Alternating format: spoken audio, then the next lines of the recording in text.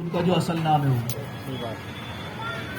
جب حسن وجد میں آیا تو زمین اور آسمان وجد میں آنے لگے.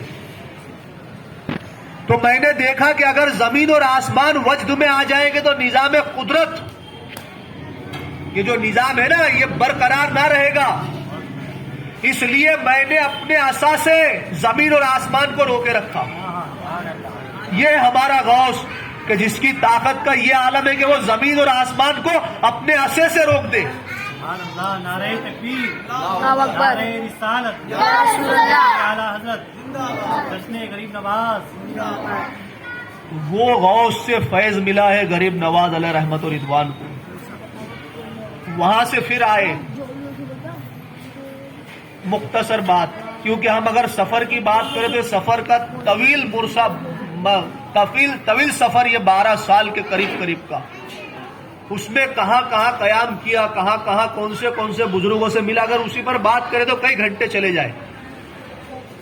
القصہ مختصر. آئے اجمیر کی سرزمین پر، اور اجمیر کی سرزمین پر جب آئے تو کہاں پر پڑاؤ کیا؟ انا ساگر کے قریب. بڑا مشہور واقعہ ہم نے آپ نے سنا ہے. لیکن یہ واقعہ ہمیں کیا درس دیتا ہے ہم اس پر بات کریں گے. بات تو ہم نے بہت سنی ہے واقعات کی، لیکن واقعات ہمیں کیا درس دیتا ہے ان کی زندگی کا، یہ واقعہ ہم اس پر بات کریں گے. آئے راجا کے سپاہی، کہا یہاں پر ہمارے راجا کے اونٹ بیٹھتے ہیں، تم یہاں سے اٹھ جاؤ. آپ نے کہا ٹھیک ہے، راجا کے اونٹ بیٹھتے تو بیٹھے رہے، ہم چلتے ہیں. وہاں سے اٹھے اور کچھ دور جا کر وہاں پر بیٹھ گئے. پھر راجا کے آدمی آئے، اونٹوں کو اٹھایا، نہیں اٹھ پائے. بہت کوشش کی تو ہر کسی نہ کسی کے پاس کوئی سمجھدار انسان ہوتا ہے.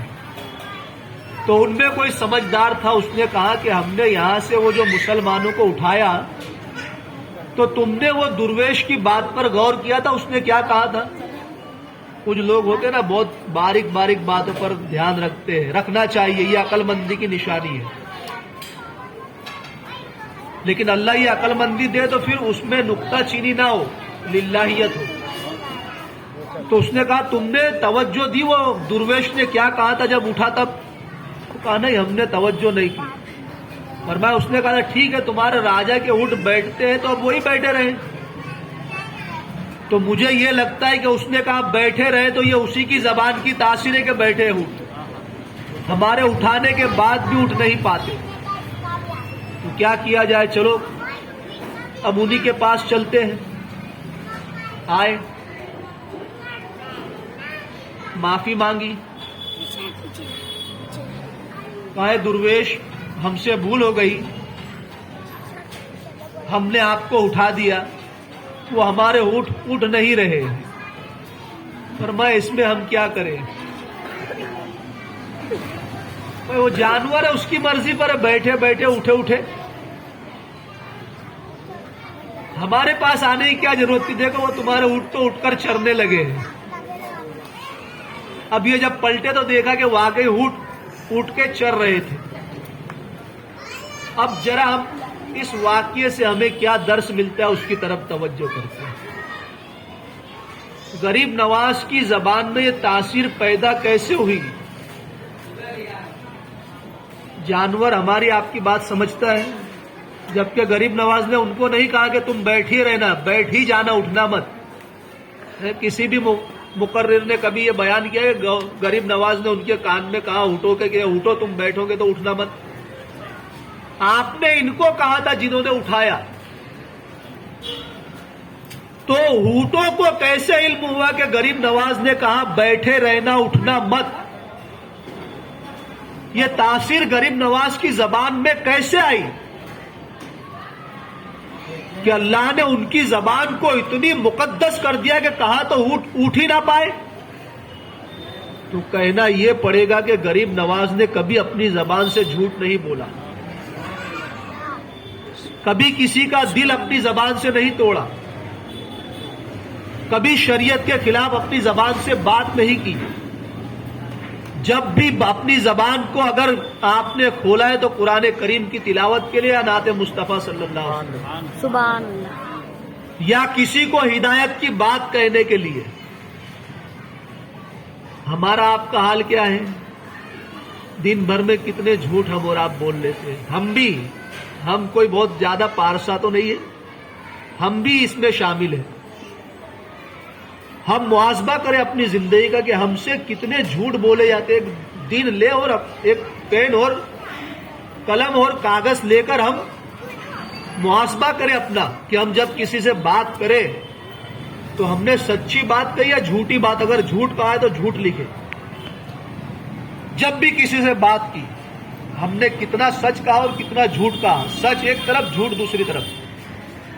تو ہمیں پتا چلے گا کہ ہم صبح سے لے کے شام تک نہ جانے کتنے ہزاروں جھوٹ بول دیتے ہیں. سچ کی مقدار کم ہوگی ہماری زندگی میں اور جھوٹ کی مقدار زیادہ ملے گی. ہم کبھی کر کے تو دیکھیں. تو پھر ہماری زبانوں میں تاثیر کہاں سے رہے گی؟ قرآن کہتا ہے کہ اللہ نے اس میں شفا رکھی ہے. ہم آپ قرآن پڑھ کر دم کر دیں پانی پر، کسی کو دے دے، شفا ملتی ہے؟ نہیں ملتی ہے نا. کیوں نہیں ملتی؟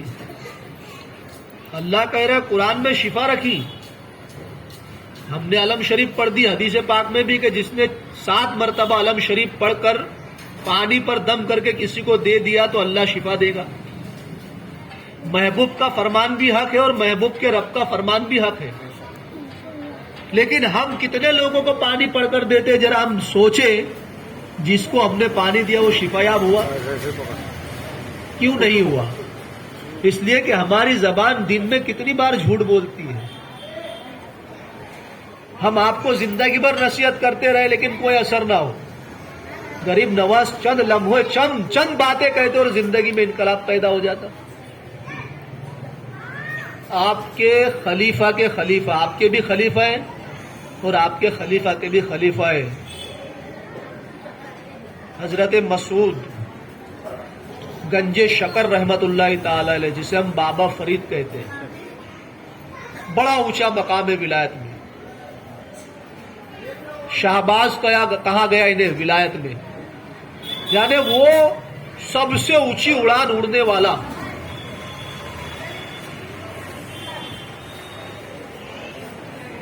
ذرا سوچیں، ان سے جو مرید ہوئے جسے نظام الدین سرکار کہتے ہیں ہم اور آپ، دلی کے شہنشاہ.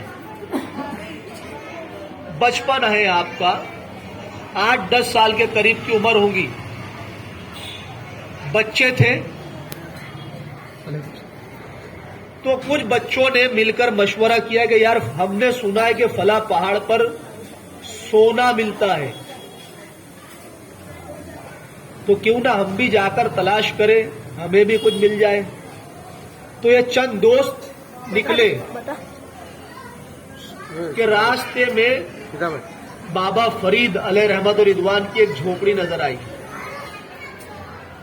آپ کی نظر جب پڑی تو آپ نے بچوں کو بلایا. بچے آپ کے پاس آئے، کہا بیٹا کہاں جا رہے ہو؟ کچھ دیر ہمارے پاس رک جاؤ.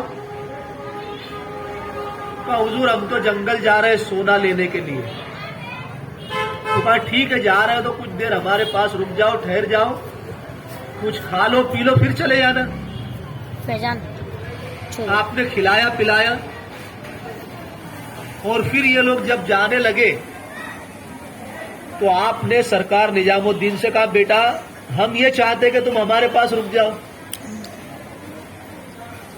تو اللہ کے ولی کی زبان سے بات نکلی تھی، انکار نہ کر سکے. دوستوں نے کہا چل یہاں رک کر کیا ملے گا؟ کہا نہیں اب تم جاؤ میں یہی رہوں گا. ٹھیک ہے، تو نے اپنی قسمت پھوڑ لی. گئے دوست لوگ. کچھ دنوں کے بعد میں لوٹ کر آئے تو سونے سے بھری ہوئی گٹھریاں لے کر آئے. تو یہاں پر پھر رکے. کہا نظام ہم نے کہا تھا چلتا تو سونا ملتا، کیا ملا یہ درویش کے پاس؟ اب جب سونا دیکھا تو دل میں یار میں نہ رکتا چلا جاتا تو آج میں بھی سونے سے مالا مال ہوتا. سرکار اندر بیٹھے ہوئے تھے. پھر وہ چلے گئے دوست لوگ. آپ نے بلایا, آواز دی, بیٹا نظام ہمیں استنجا کی حاجت ہے, تو ایک کام کرو, ڈھیلا لے کر آؤ, مٹی کا ٹکڑا, تاکہ ہم پاکی حاصل کر لیں. اب یہ نکلے مٹی کا ڈھیلا لینے کے لیے, ٹکڑا, ہماری سمجھ میں آئے نا, مٹی کا ٹکڑا. تو جو مٹی کے ٹکڑے کو اٹھاتے وہ سونا بن جاتا. پھینک دیا. دوسرا مٹی کا ڈھیلا اٹھایا, پھر سونا ہو گیا. بہت دیر ہو گئی, پھر اندر سے آواز آئی, بیٹا نظام مٹی نہیں ملی. کہا حضور جس مٹی کو اٹھاتا ہوں ہاتھ میں آتی ہے سونا ہو جاتی ہے. کہا تو پھر سوئی لے کے آ جاؤ, اسی سے کر لیتے ہیں. تو کہا حضور مجھے اتنا تو پتا ہے کہ سونے سے استنجا نہیں ہوتا. پاکی سونا چاندی سے نہیں حاصل ہوتی, وہ تو ڈھیلے سے ہی حاصل ہوتی ہے, مٹی سے ہی. فرمایا بیٹا ہم یہی تو تجھے سمجھانا چاہتے ہیں, جو چیز پاکی حاصل کرنے کے کام نہ آ سکے اس کی کیا حیثیت. یعنی اتنا پاورفل بنا دیا کہ اب بیٹے ہم نے تجھے پارس بنا دیا. سونے کے پیچھے تو نہیں بھاگے گا, سونا تیرے قدموں میں آئے گا. تو یہ تاثیر کب پیدا ہوتی ہے؟ جب زبان جھوٹ, غیبت, چغلی سے بالکل پاک اور صاف ہو جاتی ہے اور دل بندہ مومن کا آئینہ ہو جاتا ہے, تب اللہ تعالی زبان میں تاثیر دیتا ہے.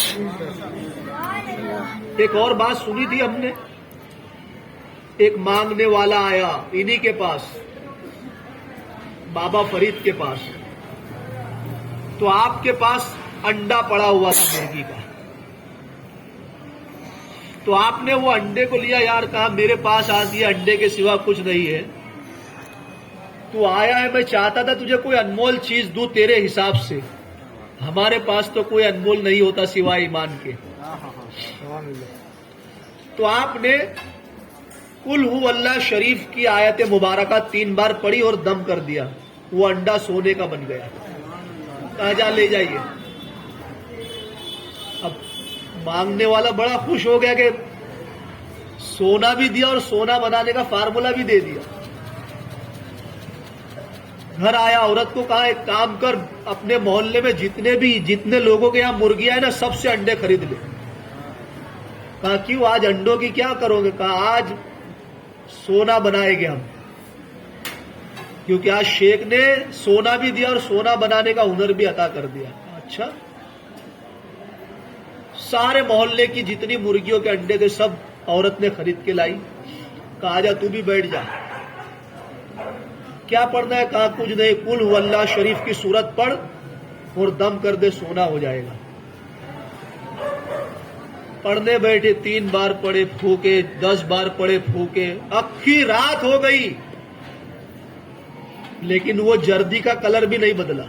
انڈے کی جو اوپر کی کھلفی ہوتی ہے نا اس کا کلر بھی نہیں بدلا. بڑا پریشان ہو گیا. صبح کے بعد آیا, آپ نے دیکھا مسکرایا. فرمایا کیا ہوا؟ کہا حضور بڑا تھک گیا ہوں. کیا ہوا, کیوں تھک گئے؟ کیا نوافل پڑھی؟ تو اللہ والے کیسی تربیت کرتے ہیں, کیا آخر رات نوافل پڑھی؟ کہا نہیں حضور. کہا قرآن کی تلاوت؟ کہا نہیں حضور. نعت مصطفیٰ؟ نہیں حضور. کسی بزرگوں کے واقعات؟ نہیں حضور. تو پھر کیا کیا؟ کہا سونا بنانے کے لیے بیٹھا تھا. آپ نے جو قل ہو اللہ شریف پڑھ کے تو پھر کیا ہوا؟ حضور کچھ بھی نہیں ہوا, تھک گیا. آپ نے 3 مرتبہ پڑھ کر دم کیا, سونا بن گیا. میں نے نہ جانے کتنی مرتبہ پڑھ دیا, اس کا کلر بھی نہیں بدلا. بات کیا ہے؟ کہا نادان, بات یہ ہے کہ پہلے فرید جیسی زبان لا.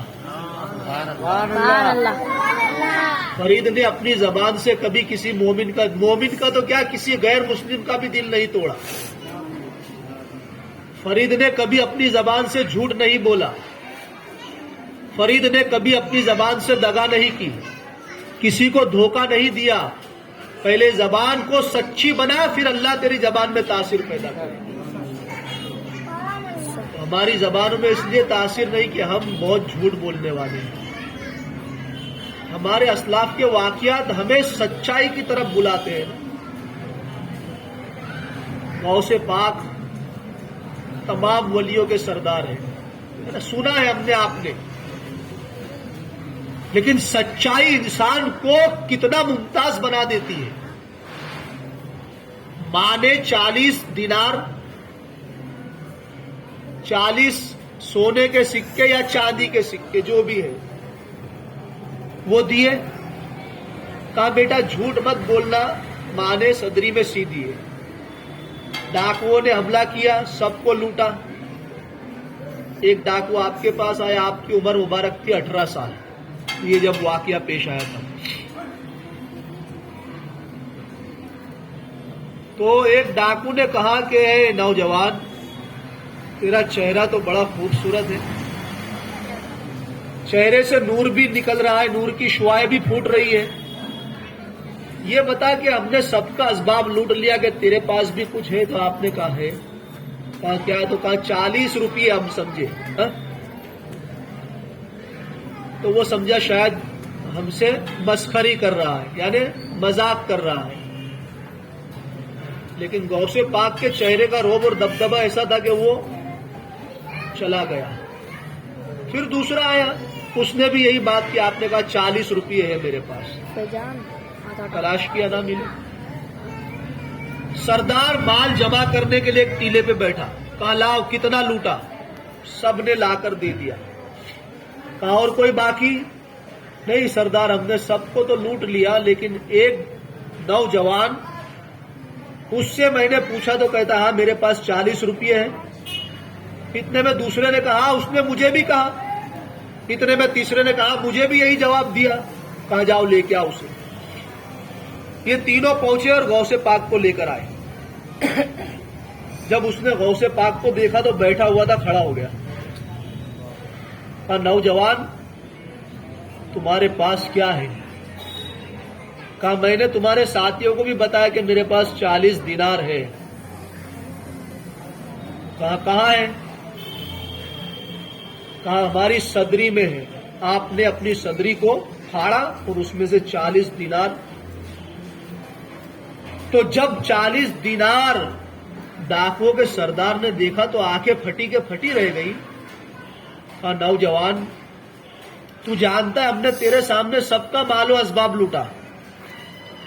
تو جانتا ہے کہ ہم رازن ہیں, لوٹیرے ہیں.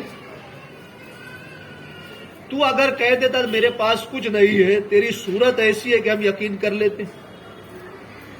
اور یہ چھپے ہوئے تھے, تلاشی لینے کے بعد بھی نہ ملے میرے آدمیوں کو. پھر تو نے اسے آیا کیوں کیا؟ چھپا بھی سکتا تھا, چھپا ہوا تھا, چھپا سکتا تھا, بول سکتا تھا. تو نے سچ کیوں کہا؟ کہا میری ماں نے وصیت کی بیٹے کبھی جھوٹ نہ بولنا.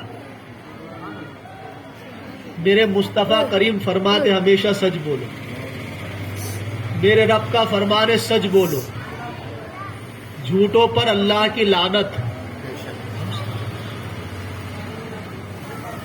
ابھی علم سیکھنے کے لیے جا رہے بغداد مقدسہ. یہ جملے کیا تھے؟ تیر تھے, تیر جو غوث پاک کی زبان اقدس سے نکلے اور ڈاکوؤں کے سینے میں پیوست ہو گئے. رونے لگا ڈاکوؤں کا سردار اور اس کے سارے ساتھی. کہا نوجوان تو اپنی ماں کے وعدے کا اتنا اٹل. ہم نے بھی اپنے رب سے وعدہ کیا لیکن ہم نے توڑ دیا. لا تیرا ہاتھ بڑا, میں تیرے ہاتھ پہ توبہ کرنا چاہتا ہوں. آپ نے اپنا ہاتھ بڑھایا, اس نے آپ کے ہاتھ پہ ہاتھ دیا اور کہا اللہ میں تیرے اس بندے عبد القادر کو وسیلہ بنا کر تیری بارگاہ میں توبہ کرتا ہوں, میری توبہ قبول فرما. اور پھر اپنے ساتھیوں سے مخاطب ہوا، میرے ساتھیوں آج تک ہم نے جو کیا، آج سے میں یہ ساری چیزوں سے توبہ کر چکا، اب تم جہاں جانا چاہتے ہو جاؤ۔ بڑے وفادار تھے وہ بھی۔ کہا سردار جب تو گناہوں میں ہمارا سردار رہا تو اب نیکیوں میں بھی ہمارا سردار رہا۔ یہ سچائی ہے، جو زبان سے جب نکلتے الفاظ تو پھر زندگی میں انقلاب پیدا ہوتا ہے، سیاہ دل منور ہو جاتے ہیں۔ اللہ ہمیں بھی سچ بولنے والا بنائے، آمین ثم آمین۔ تو غریب نواز ہندوستان آئے، یہ سچ کی برکتیں تھی کہ اٹھ بیٹھے تو بیٹھے رہے۔ اب لوگ متاثر ہوئے، یہ بات جب دیکھی نا، وہ جو عقل مند تھا نا، جس نے کہا تم نے توجہ کی اس کی بات پر، وہ متاثر ہوا کہ یہ مسلمان کچھ ہے کہ جس کی زبان میں یہ تاثیر ہے تو یقیناً اس میں کچھ نہ کچھ تو ہے۔ وہ غریب نواز کے قریب ہوا، اور پھر غریب نواز سے اتنا قریب ہوا کہ مسلمان ہو گئے۔ تو ہمارے اسلاف بہت بڑی بڑی تقریریں نہیں کرتے تھے، ان کے چند جملے ہماری زندگی بھر کی تقریروں پر بھاری ہیں۔ ہم زندگی بھر باتیں کرتے رہے، تقریریں کرتے رہے، لیکن ایک آدمی میں انقلاب پیدا نہ ہو۔ ان کے چند جملے انسان کے کفر کو مٹا کر ایمان کا نور عطا کر دیتے ہیں۔ آمین۔ یہی تو وجہ ہے کہ 90 لاکھ لوگوں نے کلمہ پڑھ کر مسلمان ہوئے۔ کوئی معمولی بات ہے؟ تو ہمیں بدلنا ہوگا۔ ہم غریب نواز کے ماننے والے تو پھر ہم صرف چھٹی منانے تک ماننے والے نہ رہے، حقیقی ہم سرکار کے ماننے والے تب ہو سکتے ہیں جب انہوں نے جو مشن لے کر آئے اس مشن پر ہم مکمل عمل پیرا ہو جائے، تب ہم ان کے حقیقی ماننے والے ہو سکتے ہیں۔ ان کا مشن نمازوں کو پڑھنا، ان کا مشن سنتوں کو عام کرنا، ان کا مشن اللہ کے بھٹکے ہوئے بندوں کو اللہ کی بارگاہ میں جھکانا، ان کا مشن بھٹکے ہوئے لوگوں کو راہ راست پر لانا، ان کا مشن جو اللہ کے محبوب صلی اللہ علیہ وسلم سے دور ہے انہیں دامن محبوب کے کرم میں، دامن محبوب میں داخل کرنا، یہ ان کا مشن ہے۔ اب بتاؤ ہم نے ان کے مشن پر کہاں تک عمل کیا؟ ہم چھٹی منا رہے لیکن نماز ہم نہیں پڑھ رہے ہیں، خوش ہوں گے؟ بدلے، ہم اپنے آپ کو بدلے، کیونکہ آپ نے فرمایا میں اپنے ماننے والوں کو بنا لیے جنت میں داخل نہیں ہوگا۔ اب ہم کل میدان محشر میں وہاں پہنچے اور ہم نے کہا یا غریب نواز ہم تو آپ کے ماننے والے تھے اور آپ نے فرمایا میں اپنے چاہنے والوں کو لے کر جاؤں گا، تو ہم بھی آپ کے چاہنے والے تھے، ہمیں بھی لے چلیے۔ اور وہ کہیں گے نادان میرے چاہنے کی کیا تھی تیرے پاس دلیل؟ سرکار چھٹی جب آپ کی بڑی چھٹی آتی تھی رجب شریف میں تو 10 دیگے بناتا تھا اور بانٹتا تھا آپ کے نام پر۔ اچھا میں نے تجھے کہا تھا کہ دیگے بنا کر بانٹنا میرے نام پر؟ اگر یہ وہ کہہ دے تو یہ ہم سمجھنے کے لیے بات کر رہے ہیں کہ ہم ان کی محفل میں آ کر بیٹھے تو ہم سمجھے کہ وہ کیا چاہتے ہیں اور ہم کیا کر رہے ہیں۔ کھانا کھلانا بہت اچھا عمل ہے لیکن اس کے ساتھ نمازیں ہونا بہت ضروری ہے۔ اگر ہم نے 10 دیگیں ان کے نام پر کھلائی اور نماز پڑھی تو یقیناً وہ قبول فرمائے گی، تیرا کھانا دکھائی دے رہا اس میں، کیونکہ وہ فرماتے ہیں کہ میرے شیخ، تمام ولیوں کے شیخ سرکار عبد القادر جیلانی رضی اللہ عنہ کا قول ہے، فرماتے ہیں کہ میں نے نیکیوں کے دفتروں کو پلٹ پلٹ کر دیکھا لیکن مجھے اس سے بڑھ کر نیکی کوئی نظر نہ آئی کہ بھوکے کو کھانا کھلانا۔ تو یہی وجہ ہے کہ ہم دیکھتے ہیں اپنے بزرگوں کے آستانوں پر لنگر آج بھی چلتے ہیں نا، انہوں نے اپنی حیات ظاہری میں بھی کھلایا اور پردہ فرمانے کے بعد بھی کھلا رہے۔ تو صرف کھلایا نہیں، کھلانے کے ساتھ ساتھ نماز بھی پڑھی اور نماز بھی پڑھوائی. ہم صرف ایک دن کے غریب نواز کے ماننے والے نہ بنے، زندگی بھر کے غریب نواز کے ماننے والے بنے. ہمارا ہر لمحہ یہ گواہی دے کہ ہم سرکار غریب نواز کے چاہنے والے، ہمارا چہرہ یہ گواہی دے کہ ہم غریب نواز کے چاہنے والے، ہمارا کردار یہ گواہی دے کہ ہم غریب نواز کے چاہنے والے. وہ کب ہوگا؟ جب ہم ایسی محفلیں سجائیں گے اور پھر نمازوں کی پابندی کریں گے نا، تب یہ چیزیں ہوں گی. جھوٹ سے بچیں گے تب یہ چیزیں ہوں گی. ایک دوسرے کا درد سمجھیں گے جب یہ چیزیں ہوں گی. کیسا درد تھا انہیں، کیسی محبت تھی امت سے انہیں. 50 سال سے اوپر زندگی ہو گئی، ہندوستان میں آئے، پھر تبلیغ کا کام. ایک رات سوئے، آخری باتیں، یہ باتیں آخری رہے گی. سوئے کہ آقا رحمت صلی اللہ علیہ وسلم خواب میں تشریف لائے. جب حضور صلی اللہ علیہ وسلم کو خواب میں دیکھا تو کھڑے ہو گئے ادب سے. خواب میں سلام عرض کیا. آقا رحمت صلی اللہ علیہ وسلم نے فرمایا، حسن بیٹے تم نے ابھی تک ہماری ایک سنت پر عمل نہیں کیا. عرض کرتے یا رسول اللہ صلی اللہ علیہ وسلم کون سی سنت ایسی ہے کہ میں نے عمل نہیں کیا؟ فرمایا بیٹے تم نے نکاح نہیں کیا. کہا یا رسول اللہ صلی اللہ علیہ وسلم مجھے آج تک احساس ہی نہیں ہوا کہ میں نکاح کروں. یعنی دین سے کتنی محبت، امت کا کیسا درد کہ اللہ کی طرف بلانے میں، اللہ کے محبوب صلی اللہ علیہ وسلم کی سنتوں کو عام کرنے میں اتنے وہ ہو گئے کہ وہ نکاح کرنا بھی بھول گئے.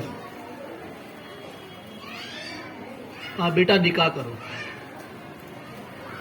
اور ایک بزرگ اس زمانے میں تھے، ان کے خواب میں پھر حضور صلی اللہ علیہ وسلم تشریف لے گئے. کہا تمہاری بیٹی کا نکاح حسن سے کرو. پھر نکاح ہوا. ذرا سوچے ہم 60 سال کی عمر کے قریب نکاح کیا آپ نے. دین سے کیسی محبت، اور ہم اور آپ کتنی محبت کرتے ہیں. اور شادی بھی کیسی کی، جانتے آپ شادی کیسی کی؟ جن کی بیٹی سے نکاح، وہ خود شیخ مسجد میں تشریف لائے، آپ کے ساتھ چند آپ کے مریدین اور ان کے چند مریدین. وقت مقرر ہوا کہ فلاں نماز کے بعد میں نکاح پڑھایا جائے گا. نکاح ہوا، خطبہ نکاح ہوا، دلہن کو ودا کر دیا گیا. آج ہمارے آپ کے یہاں نکاح کیسا ہوتا ہے، شادی کیسی ہوتی ہے. ہم نے اپنے پورے ماحول کو بدل ڈالا. نکاح کے دوسرے دن آپ نے ولیمہ کیا، غریب نواز علیہ رحمٰن نے. اور ولیمہ بھی کتنا بڑا، ہند کا راجا. چند لوگوں کو ایک بکری کا بچہ ذبح کیا گیا یا ایک دمبا، اسی کو پکایا گیا اور وہی تقسیم کر دیا گیا غریبوں غربا میں. یہ ہے ولیمہ. ہم آپ لڑکی دیکھنے جاتے ہیں، کتنے جن جاتے ہیں؟ 5 یا 10. بھائی لڑکی دیکھنے آ رہے تو لڑکے کا بہنوئی بھی آئے گا، بہنیں بھی آئے گی، اس کا چچا ہو تو چچا بھی آئے گا، کچھ دوست بھی آئے گے. یعنی پہلے ہی دن سے لڑکی والوں پر بوجھا. وہ بیچارہ 10-12 لوگوں کی چائے بنائے گا یا ٹھنڈے کا اہتمام کرے گا. اسلام میں یہ چیزیں کہاں ہے پیاروں؟ تمہیں کوئی لڑکی پسند آ گئی، جاؤ اس کے باپ سے، اس کا بھائی ہے، اس سے بات کرو، بھائی ہمیں تمہاری بہن یا تمہاری بیٹی پسند ہے، ہم چاہتے کہ تم ہمارے لڑکے کو دیکھ لو، اگر تمہیں پسند ہو تو ہم بات آگے بڑھائیں. ٹھیک ہے بتا دو. اب بتاتے بھی کیسے تھے؟ بھائی راستے میں جا رہا ہے وہ بیٹا. یعنی پہلے ایسا ہوتا تھا دیکھ لیے، ہاں بھائی یہ لڑکا ہے. اب تو ہمیں لڑکا پسند آ گیا، ٹھیک ہے بھائی اب نکاح کی تاریخ صرف. نکاح کہاں ہوگا؟ مسجد میں. کتنے لوگ؟ 5-6 لوگ آپ کے، 5-6 لوگ ہمارے. یہ ہے شادی، یہ ہے نکاح. حضور صلی اللہ علیہ وسلم نے فرمایا نکاح کرو اور نکاح کو اتنا سستا کر دو کہ زنا مہنگا لگنے لگے. آج ہم نے شادی کو، نکاح کو کتنا مہنگا کر دیا. صرف منڈپ تو کہ 15,000 20,000 25,000، ہم نے یہاں تک سنا 75,000 روپے تک کا منڈپ. یعنی 15 لڑکیوں کا نکاح ہو جائے اتنے پیسوں میں، اگر شریعت کے مطابق کرے تو. بلکہ 15 سے زائد لڑکیوں کا نکاح ہو جائے اگر شریعت کے حساب سے کرے. پھر کھانا تو 2,000 لوگوں کا، 4,000 لوگوں کا. کیا ہے؟ کیا ہم منہ دکھائیں گے اپنے بزرگوں کو میدان محشر میں؟ پھر بیٹی والے سونے کا دیے دو، وہ دو، ہم کا دو. یہ ڈیمانڈ بھی ہم اور آپ کرتے ہیں لڑکے والے. یہ چیزیں ہمارے اسلام میں ہے ہی نہیں کہ ڈیمانڈ کیا جائے، مانگا جائے.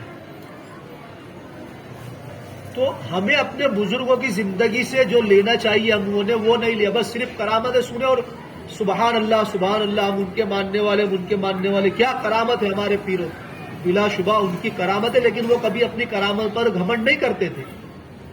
آخری بات ہے، یہ جنید بغدادی کا واقعہ. ایک شخص مرید ہونے کے لیے آیا، 40 دن آپ کی بارگاہ میں رہا، اور ایک روایت کے مطابق 1 سال. اب وہ 40 دن ہے یا 1 سال، واپس جانے لگا تو جنید بغدادی نے کہا بیٹا تم آئے تھے لیکن آنے کا مقصد تم نے کچھ بتایا نہیں، اور اب جا رہے ہو تو جانے کا بھی کوئی مقصد نہیں بتایا، کیوں جا رہے ہو؟ تو کہا حضور بات یہ ہے کہ میں نے سنا تھا کہ آپ اللہ کے بہت بڑے ولی ہیں، تو میں نے سوچا کہ میں آپ کی کرامت دیکھوں اور پھر میں آپ سے مرید ہو جاؤں. تو پھر کیا ہوا؟ تو کہا میں اتنا عرصہ آپ کی بارگاہ میں رہا، کبھی کوئی کرامت ہی نہیں دیکھی. تو آپ نے فرمایا اچھا ایک بات بتا، تو نے کبھی میری کوئی نماز قضا ہوتے ہوئے دیکھی؟ کہا نہیں. کبھی تو نے میری زبان سے جھوٹ نکلتے ہوئے دیکھا؟ کہا نہیں. تو نے کبھی میرا قدم شریعت محمدیہ صلی اللہ علیہ وسلم کے خلاف اٹھتا ہوا دیکھا؟ کہا نہیں. تو کہا نادان یہی تو کرامت ہے، جو اصلی کرامت ہے یہ ہے. اور ہم کیا ہے، جو چیزیں نظر آتی ہے وہ کرامت، لیکن اصلی کرامت یہ ہے کہ بندے کی کوئی نماز قضا نہ ہو، یہ کرامت ہے. بندے سے جھوٹ نہ بولا جائے، یہ کرامت ہے. بندے کا قدم شریعت مصطفیٰ کے خلاف نہ اٹھے، یہ کرامت ہے. تو جب اس نے سنا تو پھر مرید ہو گیا. تو ہم اپنے بزرگوں کے اقوال سے استفادہ حاصل کریں. اللہ کریم ہمیں بھی اور آپ کو بھی، سب کو اپنے بزرگوں کے اقوال پر عمل کی توفیق عطا فرمائے. آمین. ہم نے جو کچھ بات چیت کی، بھول چوک غلطی لفظ خطا ہوئی ہو، اللہ اپنے محبوب صلی اللہ علیہ وسلم کے نارے پاک کے صدقے معاف فرمائے. ہم سب کو کئی سنی باتوں پر عمل کر کے اپنے مسلمان بھائیوں تک پہنچانے کی توفیق عطا فرمائے. استغفر اللہ ربی من کل ذنب واتوب الیہ، لا الہ الا اللہ محمد رسول اللہ صلی اللہ تعالی علیہ وسلم. السلام علیکم ورحمۃ اللہ وبرکاتہ.